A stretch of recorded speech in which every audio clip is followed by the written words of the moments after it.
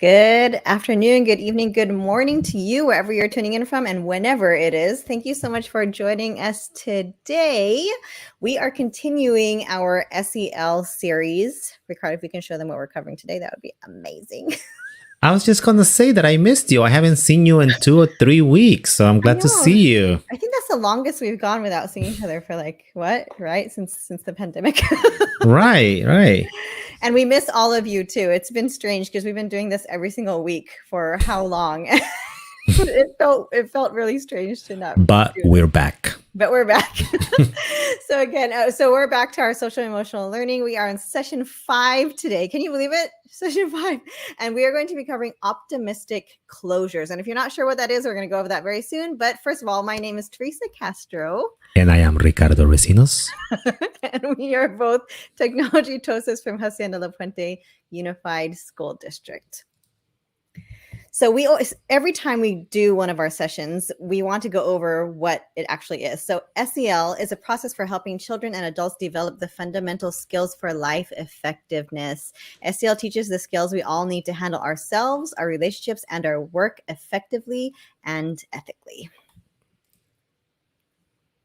And our objective today is to discover ways social emotional learning can help students of all ages, which includes us, to better comprehend their emotions, to feel emotions fully, and demonstrate empathy for others. I'm pointing at him too.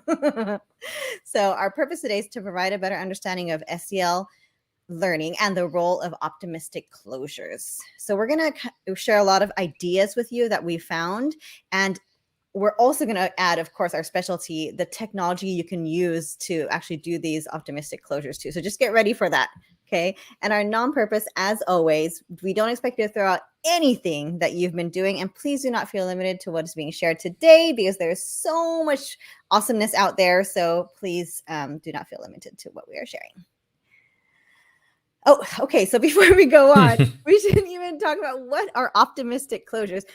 Just from the word, Ricardo, what do you think it is? If you were just to see that, I used to kind of equate optimistic closures with exit tickets, but I think it's more than that. I think let's look at the definition before actually I give you what I think.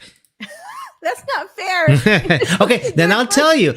So one of the biggest goals that I had in my class, it was creating a culture based on trust.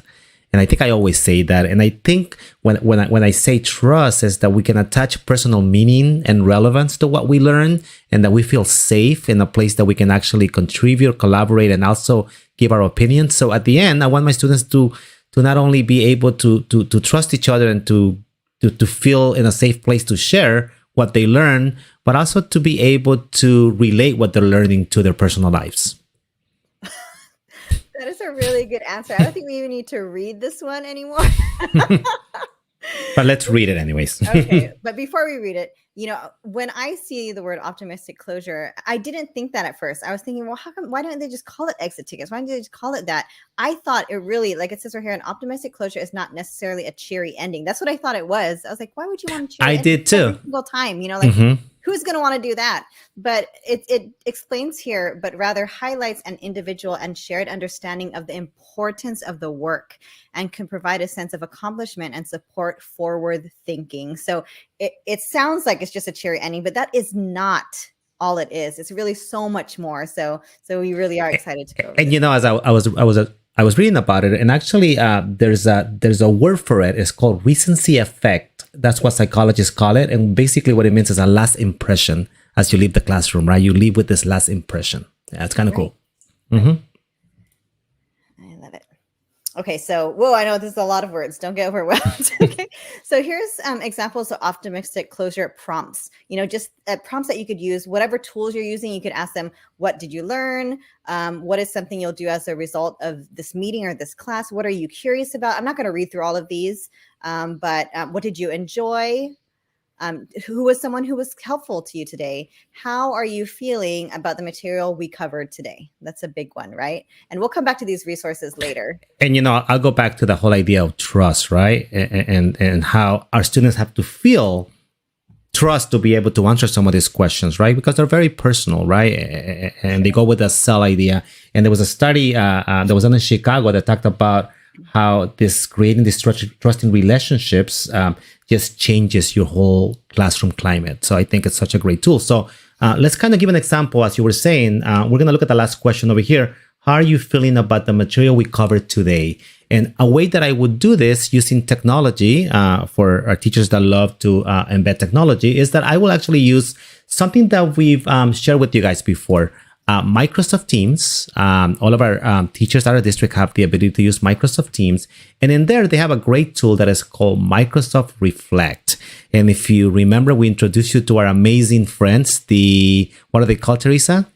The feelings monsters. The feelings monsters, right? So when we did our episode on check-ins, we talked about, how are you feeling today and so on, right? But if you notice, inside of our feeling monsters, you also have other prompts when it comes to learning, okay? So we do have that question that we saw a second ago. How are you feeling about the material we covered today? So I'm going to click on that one and notice that I can leave it on for 8 hours, 5 minutes, 2 hours, completely up to me, to the teacher. I'm going to leave it for 5 minutes. And then I'm going to ask the kids to actually select one of our feelings monsters to tell me. And then I don't know if you guys have ever seen this, but there's also a privacy. As an educator, you can choose if the reflections can show the students' names, or maybe you want to do it without showing their names so no one feels embarrassed or maybe doesn't want to participate, right? So maybe at the beginning you do it without it. So once I set this up, I can say, let's go ahead and send this.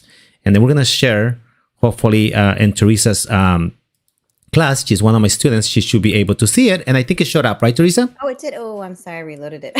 Yeah, it did show up. All right, here we go. So he only gave me 5 minutes, which makes me feel pressured, but that's okay. How are you feeling about the material we covered today? So then I could just simply select here. There you go. And here they come, And here our they friends. come. I feel energized. And remember when we talked about developing the vocabulary is so important with our students, right? To be able to be in touch with what they're feeling. Such a great tool. Do you see that on your end? Yes, I do. So as Teresa sends us that response, just to show you, I'm going to go ahead and share my screen. Okay. I'm going to go ahead and just refresh really quick. I think I can go to Explorer to see it. And here it goes. It's going to show me what my students said. And I can actually see this. And I know this was just one question that we did, but we wanted to make sure that you know that you have something called insights that will keep just so much data about how your students are feeling in your class, whether it be with check-ins, with optimistic closures, and so on and so on. It's just such a great tool. And again, it's available in Microsoft Teams, and it's the Reflect app that we showed you how to install.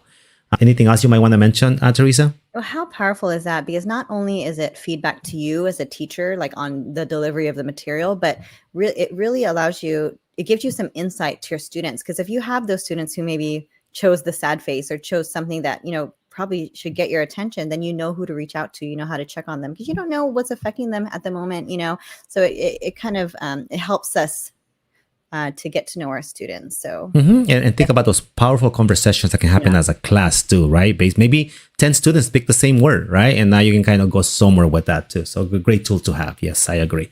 Let's go ahead and continue. So now we're actually going to go over some strategies, some different activities that you could do as optimistic closure activities. So here's one of them called Future Me.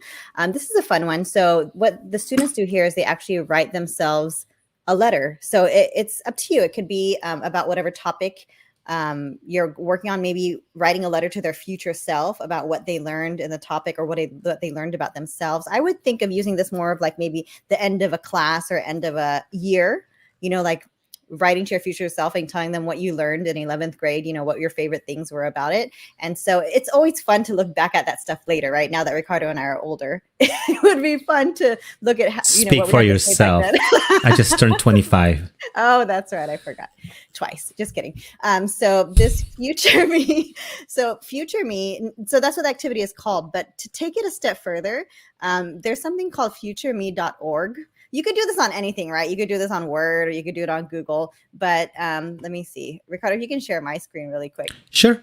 Let me go ahead and share. So this is futureme.org. And what you could do is you could actually write yourself a letter over here on the right. And you could have it delivered to yourself in 1 year, 3 years, 5 years, or you could select a date. and then you just send it to your email address, which is kind of cool, right? Because a lot of times we forget, and then this might just pop up in your email. It'll be fun to reflect back to what you were learning when you were in 11th grade or 10th grade or whatever. So I thought that was kind of a cool activity to not just for fun, but to also really reflect on what you did learn or how you did feel at that moment when you were writing it. Self-awareness, right? I mean, such a great tool, right? That goes along with self-awareness. I like that. Absolutely. Yeah. And I agree, it's something that can be done at the beginning of the year and maybe at the end of the year again. It's kind of a great, maybe what you want to learn, and then maybe, that's a good idea. I love it. Let's go ahead and continue. Yes. So this one, is it suit yourself or sweet yourself? It's suit yourself, right, Ricardo? Don't judge me, my ELL. Okay. Anyways, we're going to say suit yourself. Mm-hmm. And this is just, it's something very simple. You just have your deck of cards and you give the students a card, and then they respond depending on what card they have. So if they got hearts, then they would answer the prompt. How do you feel? What did it mean to you? Whatever you learned for the day. If you got clubs, give me a new idea, new thoughts, a new point of view. Diamonds would get what are some of the gems of wisdom gathered from people or content from whatever lesson you did. Spades generate conversations about planting new ideas or things participants dug up during class. So just different prompts. So it's not the same question for everybody, but you're all responding regarding your lesson. So I thought that was kind of creative, something fun and easy to do. And talking about the self-focus, right? Responsible decision-making. You're touching on that, definitely. Reflection, right? You're also touching on social awareness again, and helping the students build perspective, right? Empathy, and so on and so on. So great tool too. Absolutely. Okay, so this next slide, this is just more. We just didn't want to give a slide for every single one. We're not going to go through this whole thing because Ricardo actually found a great video that demonstrates a lot of these that we thought we don't love showing videos here because we like to, have this conversation, but it was such a good video and I don't think we could explain it any better than the video. So we're going to show you snippets of it. And we're also going to interject our own, of course, thoughts, but technology activities that you could do with it. So we're going to go ahead and get into that whenever Ricardo is ready. Yes, I'll go ahead and share your screen. All right. Okay, so this video is from, we have to give credit to Edutopia. And so they did a video on optimistic closures. And so the activities we had in that slide are actually in here. So we're going to go through some of them. So Ricardo, if my sound doesn't work, you have to let me know, okay? Sure. When you don't have a lot of time but want a meaningful wrap-up, this activity gives you a sense of the group and lets every student contribute in just a few minutes. Go around a circle of students and ask them to respond to a prompt like, what's one word to describe how you're feeling about the day? Or what's one word that stands out to you from our lesson? You could even write a word cloud on the board while students share, then do a quick debrief while everyone's still in a circle to see where the class landed as a whole. So that one was really simple. That one was called One Word Share. So can you think of ways you can get your students to share a word? Ricardo, they show some samples in here. So as I was thinking about it, I thought about a couple of ways of doing it. One was through Microsoft Forms, and we'll show you just because I love word clouds and you know that. And the other one is one of my favorites that I've been using, and you're not going to believe this. I've been using it for almost 20 years. People always... You're only 25. How did that happen? And you know that because the way I log into Poll Everywhere is completely different from the way you log into it because I use the old school way. But anyway, so you can embed a Poll Everywhere on a PowerPoint, on a Google slide, or you don't even have to go through those mediums. You can just do it through polleverywhere.com. But the students basically get a prompt, and this is the word cloud one, and they will just go to the little website that we give them, and they will give you a response, just one word. And notice that one of our students gave an answer, and let's say that another student gave the same answer. Okay, notice how it got bigger. Okay, so as our students are giving us their one word, this becomes this beautiful word cloud in here that can lead to some amazing conversations, I think, right? And I know I use it all the time in my AP Spanish literature class, and I know Teresa has used it too. And we love Poll Everywhere, and we think it's a great example for an optimistic closure. Yeah. So a lot of great ideas in the video. And this is, I love this one too, especially our kids have these devices in front of them. And sometimes you need something quick, and very powerful. I love it. Right, in real time too, right? We're not going to show you how to set it up, but also with Microsoft Forms, whenever you create a question, when those students answer and use that one word, you will see the same effect where it becomes a word cloud.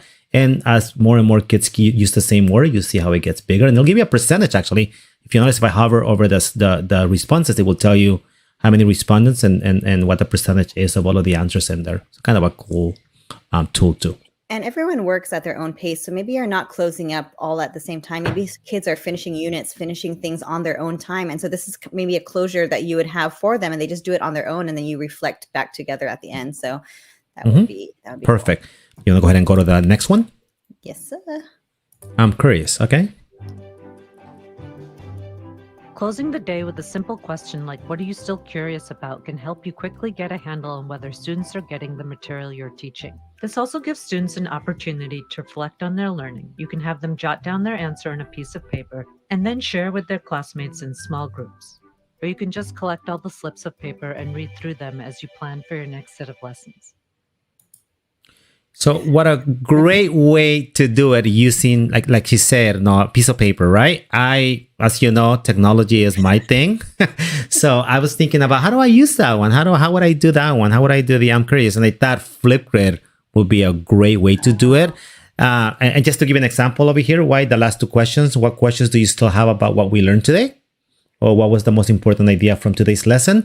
But the idea that the students are going to use their voice, right? They're going to actually tell you in their own words. You get to see them, and you get to, not only do they get to actually video themselves, but also they get to use all these amazing tools inside of Flipgrid, which makes them be more engaged. But just so powerful that you can watch it as a teacher, but so can you allow the classmates to watch it too, and to maybe respond if you wanted to, or even give likes and so on and so, or any type of response like that. So I think it's a great way of doing it through Flipgrid. Yeah, and that's amazing, because you're taking your learning and you're going even deeper with your learning, because often students don't take time to think of, well, what am I still curious about after this lesson? They just take it, they learn everything they need to learn, they take whatever test, essay, whatever they need to do, and they don't really think past it. But you have to really know the material in order to have questions, right? What are your wonderings about it? So that's just a whole other level of thinking. Going back to that personal meaning, right? And relevance, right? It's personal to them. Yeah.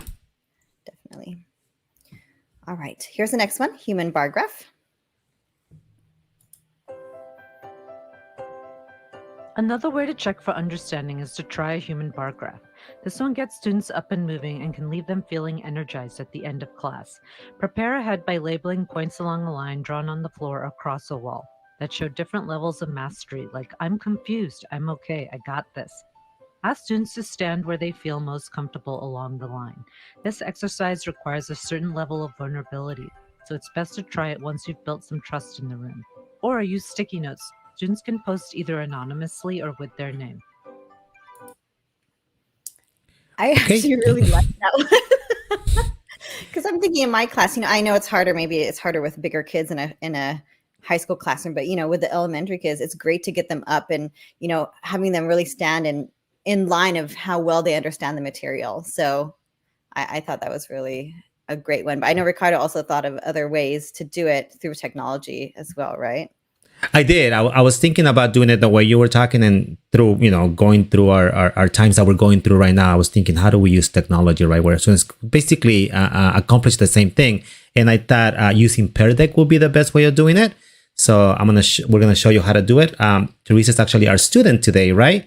So as you know, you're always gonna get the first check-in slide right there, right? Where she's gonna tell us how she's feeling. And then we're gonna move on to the first one. And Teresa, you wanna go ahead and go through it? Do you want to do it from your view so you see my responses, or you want me to do it from my view? Yeah, let's go ahead and do that. So let's go ahead and add to stream. So the first question that we have there is, how well did you understand this lesson? And Teresa, you want to explain? This is pretty much the same thing as what we just saw. We just saw the kids actually moving physically on the line. But here, you're asking them, how well did you understand this lesson? On the scale right here, where would you put it? So I'm just going to drag this little dot over here. Are you seeing my response? I don't know if you can see it. Yeah, so let me go ahead and bring it in. So here it goes. I just wanted to make sure that I show your responses and also the other one. So here it goes. So here is your student's response right here, right? And then you will see all those different dots moving around as they responded. There are other type of optimistic closure activities inside of Pear Deck, and we wanted to make sure that we show you some of them. So we'll just spend a little bit of time on this one, okay? While we're here. So the next one that we're going to do is... it's a question. I'll show you Teresa's screen so you can see what she's seeing right now. So what did you like? Maybe I liked the group work. What you didn't like? Maybe the drawing. Only because people might make fun of me. Just kidding. That would never happen. I would never do that to you. What was easy? Oh, that's hard. Anyways, I think they understand, Ricardo. You don't have to. What was easy? That is hard. Okay, perfect. and obviously, as the teacher, you will be able to see those students. I mean, those students' responses in real time again. So great tool to have. Let's go ahead and go to the next one. And you might be familiar with this one. Let me go ahead and share Teresa's screen so you can see.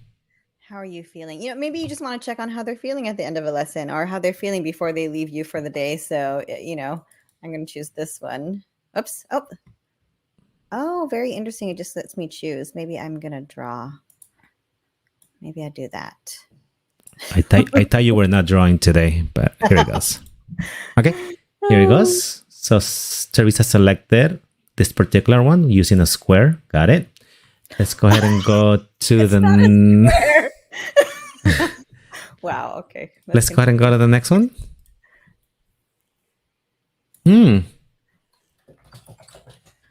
I like this one. All right. So, that's really interesting. Sometimes teachers will say, so what did you learn today? And you're like, oh, I don't know. But just framing it in this way, like, okay, explain to your friend who wasn't here, explain to them what they missed today. What did they learn today? It kind of, it helps them to think of it another way. So I like it too. And then let's go ahead and show the responses. This is what it will look like from the teacher's point of view. Great. And again, that I'm not sure if you are aware, but Pear Deck also allows you now to have the classmates kind of come and start an answer or actually give a comment and so on and so on if you wanted to have it set up that way too. Kind of a new thing. Okay. Next one. Is there one more? I don't have to actually do them. We can just go through them. Yeah, go ahead. So connect to your own life. What's something interesting you learned today? And can you relate this to something in your own life? Wow. Right. Or you're not going to make me do it. Right? Last impression. No, I love that one though. Okay. That's kind of a nice one. We'll move on. There's one more. In 1 minute, write the most important thing from today's lesson. So not really the most important in general, maybe the most important to you, right? Because every student might have a different answer. And that would be really fascinating to see those answers come through and start a conversation on that. So I would love that. Yeah. So with that was a great way of accomplishing the human graph bar, the first one that we did. Mm-hmm.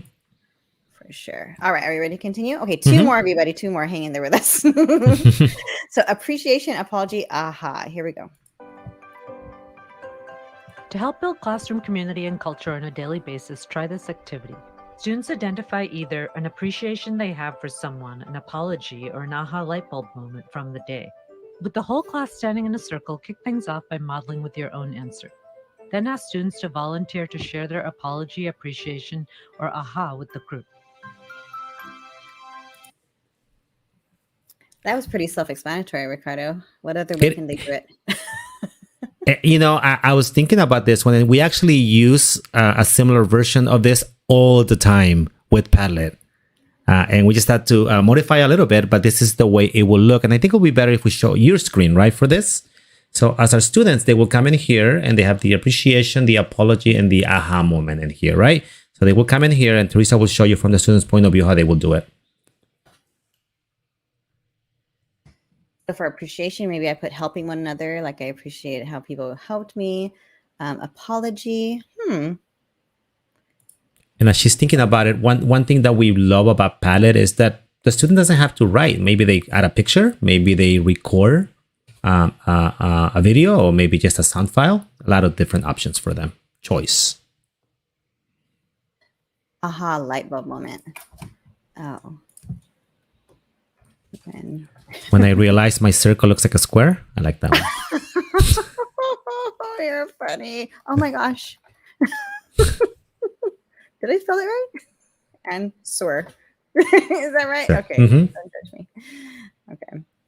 So again, notice from the teacher point of view, right in here, right? Just a great tool to have real time feedback on the spot. We love this. I mean, we use this so much because it helps us as presenters, but it's great for people to respond to one another. And, I agree with that. You can heart it, you could star it, thumbs up and do all those things. And it's just that sense of community that you have. And it's great. Mm-hmm. Let me go ahead and go back to your video, correct? All right, here we go. Last one. If students are working on a long-term project, this activity is a great way to get them to set an action-oriented plan. It also helps develop their self-awareness about what they need to do while encouraging their self-management. Start by having students jot down their next steps in their notebooks.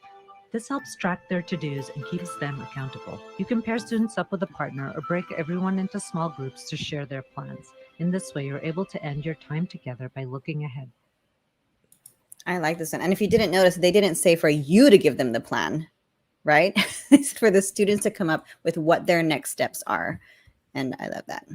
Yeah, and I was thinking about how can we do this digitally, and we are lucky to have Office 365, and then you have an amazing tool called OneNote. But not only our teachers have OneNote, they also have what it's called Digital Notebook that it integrates with OneNote. It's available through our Canvas LMS. And think about our students being able to have their own digital notebook where they can come in here and keep basically what their next step is going to be. And if they wanted to, they could share this with classmates, so the classmates can actually see what they've been writing, and they just basically keep it could be a diary, it could be just every week they get to write something, or with every project. So just a great tool to have and be able to just write it down digitally. I love it. All right, so we're back to our presentation right now. We're actually closing up. We went through a few things. There's so much we wanted to go through, but we know we didn't want to keep you forever. So here are some resources that we thought were amazing. And this is where we got most of our material, but there's so much more out there. So the first one is the SEL practice playbook. You could show my screen, Ricardo, if you want. I'm on it right now. Go ahead. I'm going to put it right there. You want to kind of go through it? So optimistic closures, 3 signature SEL practices notebook. This is actually from the Castle. I think Lisa taught me how to say it properly last time. From Castle. So lots of ideas here. And here, if you notice, a lot of our materials are right here that we got. So tons of stuff in here. And it has the instructions and everything. You just have to expand it, and it shows you the directions on how to actually execute these activities. So you don't have to come up with this stuff yourself. If you're wondering, how am I going to do this in my classroom? You can just use these wonderful resources. Okay. And the second one that Ricardo had on that list was actually from this site right here. I was going to say, Teresa, before you move on, as I was looking at it, it did have the optimistic closure, but it also had the brain breaks in there too. And it also had the check-ins as I was looking at the playbook too. Yeah, it has. This playbook is several pages. You can see right here, 1 out of 65. Like, these are just samples that take you directly to this page. But if you go through this, it's huge. It's huge. So we know our closures were just the last part of what we were doing. So yeah, definitely, Ricardo, thanks for mentioning that. It has all the things that we've covered thus far in our series. So tons of stuff in there. I love it. Okay, so our next one is District 186, Social Emotional Learning. And you can see here's the video that we just saw right here. And just other ideas of prompts right here, and more ideas. And you can, some of them are the same ones we went over, and some of them are new. 1 word whip around, suit yourself, my next step, I'm curious. You could see all of those here. All right, so I like that one. And our last one, last but not least, from Edutopia, 22 powerful closure activities. Ricardo, did you have something to say about this one before? No, I went through it and I was looking at them, and there were some great ones that I wanted to actually use. Yeah. Oh yeah. I mean, we always start with Castle first because that's where most of the material is. And then after we saw this and we're like, oh, I want to do these too. We're like, okay, we don't want our session to be 2 hours long, but it was great. They give you the reason why over here, and talking about the recency effect that Ricardo was mentioning earlier. And also lots of different activities. The snowstorm, high five hustle. Did you want to talk about any of these, Ricardo? I mean, I could just go through all of them, but we probably won't because it'll take too long. But they're so simple, like the $2 summary. I mean, I don't know how this would work for high school. Ricardo, might be, I don't know if your students would appreciate this, but this would be fun. Kids write a $2 or more summary of the lesson. Each word is worth 10 cents. For extra scaffolding, ask students to include specific words in their statement. $2 summary. So that's a fun one. The gallery walk, we're familiar with that. I like the DJ summary, number 6. I thought that was cool. Learners write what they learned in the form of a favorite song. Offer extra praise if they sing. Imagine just bringing that in with Flipgrid, right? Or with Canvas Studio or something like that. It's very You cool. would be really good at the Ricardo. Somebody told me that you used to write songs, so I think that would be a really good one you could do. What was the next one you were talking about? Low stakes quiz. That would be a good one. You check for understanding, but also, they don't feel the pressure of it, counting towards a grade or anything like that. And again, use what you're comfortable with. I mean, I see Google Forms in there. I see Socrative. I will use Microsoft Forms. So there's so many ways of doing it. Yeah. Yeah, definitely. So there's so many have students dramatize a real life application of a skill. Yeah. Go through Cliff Notes Junior, have kids create a cheat sheet of information that would be useful for a quiz on the day's topic. I mean, as they do that, think of how much deeper they have to think about the topic and how much more they have to know. When you have to teach somebody a skill, you know so much more about it, right? So definitely elevator pitch. You and I have done that at before, I'm sure. There's so many things here. Outdoor activities, tons. So if you can't think of anything, they are all here. So lots of great resources for you to use. I think that was it. Ricardo, was there anything else? No, I think we cover a lot of different options for our teachers, and we gave some example how you can incorporate and embed technology with this. So I think I'm really happy about this session. Yeah, and so we wanted to keep it short and sweet for you. We know you haven't seen us for a while, so we have to kind of ease you back in. But we're super excited for our next sessions because we're going to have some guest speakers coming in that we have been waiting for. So look out for that. So we will see you again next week and the following with some guest speakers. And if you have any ideas, especially on this topic, the optimistic closures, we have seen these out in your classrooms. Please throw them out there. We would love to learn from you. We would love to share ideas across. So please feel free to share. And yeah, we hope to see you again next week. Anything else? Nope. No, right.